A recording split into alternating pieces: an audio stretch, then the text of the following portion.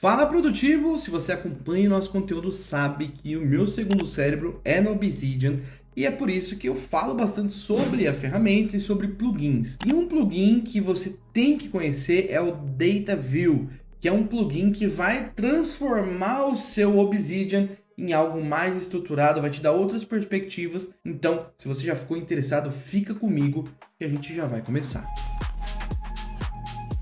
Olá produtivo, seja muito bem-vindo ao nosso canal. Eu sou o Daniel e esse daqui é o Produtive-me, o canal da produtividade. Já estou no Obsidian e eu montei esse ambiente aqui para testes, ok? E dentro desse cofre do Obsidian, a gente tem uma estrutura de segundo cérebro, a gente tem vários vídeos aqui no canal, e aí a gente tem alguns artigos aqui, tem algumas coisas que eu coloquei para a gente fazer testes, ok? Então, o plugin que a gente vai testar nesse vídeo aqui é o DataView.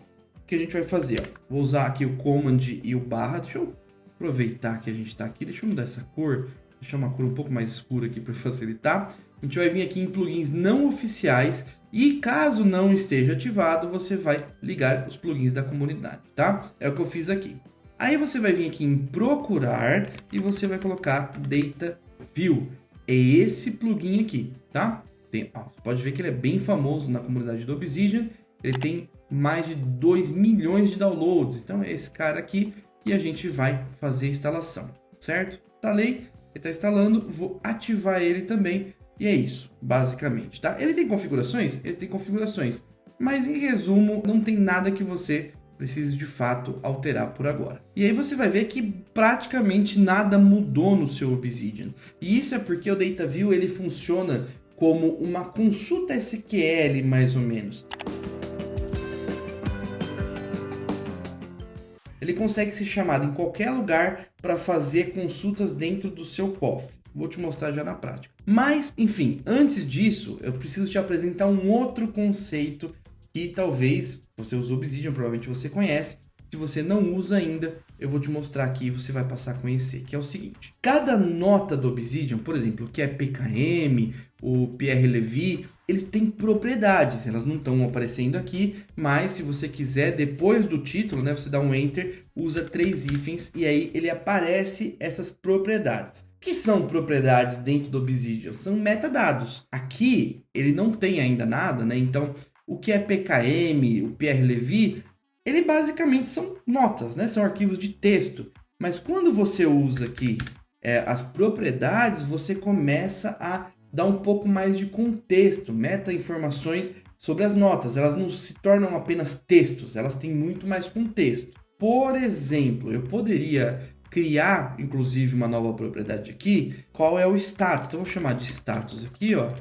Status. E aqui eu vou colocar como finalizado. O que poderia simbolizar isso para mim? Poderia ser uma tarefa, de repente se eu já li ou não o artigo, se eu processei ou não. Se você quiser, você pode vir aqui adicionar propriedade e aí você pode incluir novas informações, tá? Se eu venho aqui no que é PKM e coloco os 3, ele vai passar a aparecer essa propriedade. Então, quando eu incluir uma nota, ele passa a valer para todas. Algumas já vêm por padrão, né? Então, aliases, que é como se fosse um apelido, CSS classes, que é para você aplicar configurações CSS, tags e fonte, né? A fonte fui eu que incluí também, beleza?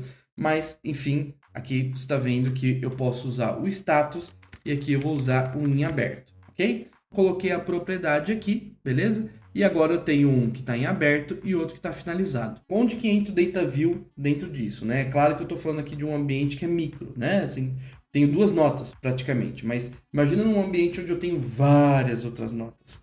O DataView, ele vai entrar numa consulta. Eu poderia fazer aqui, mas eu vou fazer uma nova nota. Então eu venho aqui, ó, nova nota, posso arrastar isso para dentro da minha caixa de entrada, já que é o conceito, sem processar, ok? Então imagina que eu quero criar uma visualização onde eu vou ver tudo que eu ainda não li. Então, olha que fácil. Para você chamar o DataView, você vai usar o acento agudo invertido 3 vezes. Então, ó, beleza? Quando você der um espaço, você vai ver que abriu um bloco de código. E aí você vai colocar aqui, ó, DataView. Tá? Então, você está declarando qual é a linguagem, por assim dizer, que você vai usar. Na outra linha, você pode colocar o seguinte, list. E aí, eu vou usar acento invertido.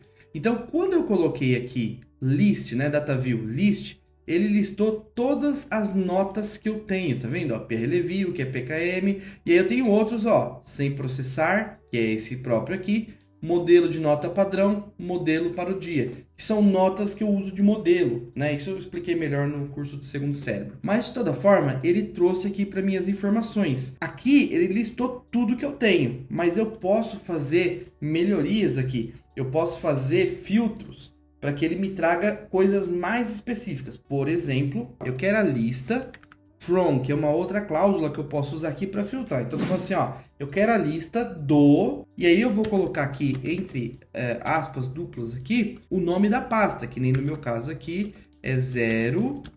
Tem que ser igual, tá, pessoal? Caixa de entrada.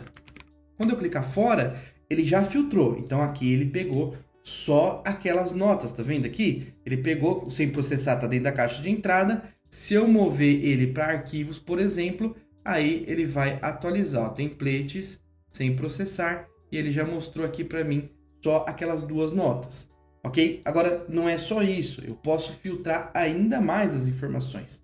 Então, olha só que legal, eu posso vir aqui na minha consulta, então, liste tudo do caixa, né, de entrada, que é esse cara aqui, e aí eu posso colocar um where, que é quando eu vou filtrar. Então, ó, liste tudo da caixa de entrada, onde, poderia ser como onde, o status, que é aquela propriedade que a gente criou, for igual a em aberto. Porque aí quando eu clicar fora aqui, ele filtrou só o que é PKM. Por quê? Ele conseguiu entender que eu quero só o que é da caixa de entrada e só o que o status é em aberto.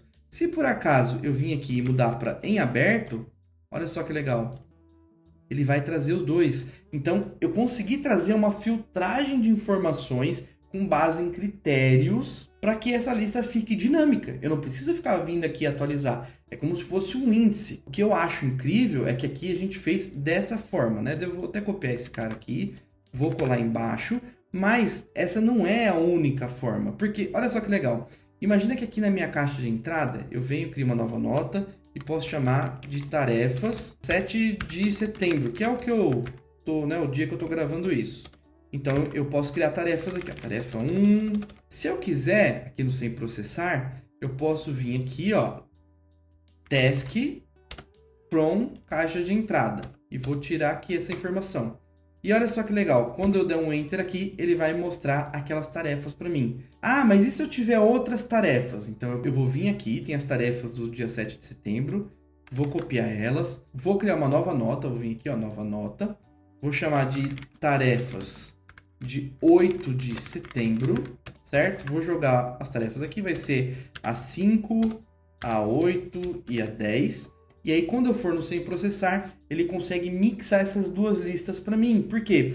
Porque, independente, né, de qual seja o local que ela esteja, ele vai conseguir entender que isso é uma propriedade de task.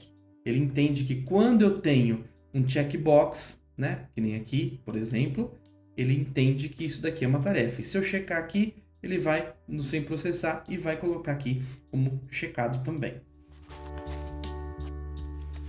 Então, vamos lá, produtivos. Se você está curtindo esse vídeo, você tem que deixar o like para incentivar que eu traga mais dicas como essa. Inclusive, eu vou mostrar mais alguns exemplos aqui, mas se você quiser que a gente se aprofunde no DataView, é fácil, é só você comentar aí desesperadamente para eu colocar isso na pauta e a gente gravar um outro vídeo mais detalhado, porque dá para fazer muita coisa. Eu tô te mostrando só o básico, eu tô te fazendo entrar na Matrix aqui desse plugin do Obsidian, beleza? Tá, vamos ver mais um exemplo aqui então, porque o vídeo já tá estourando aqui o tempo que eu queria.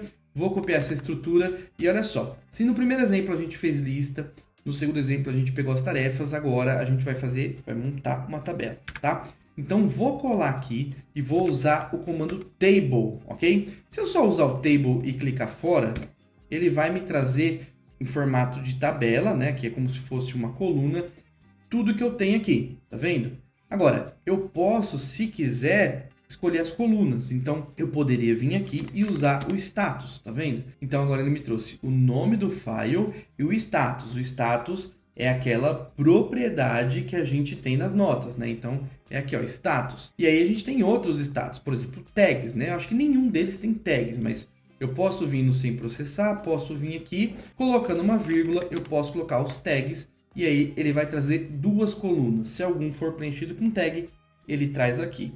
Se você quiser, você pode colocar o seguinte, ó, tag as, e aí eu vou colocar o nome que eu quero, ó, etiquetas. Por exemplo, vou clicar fora.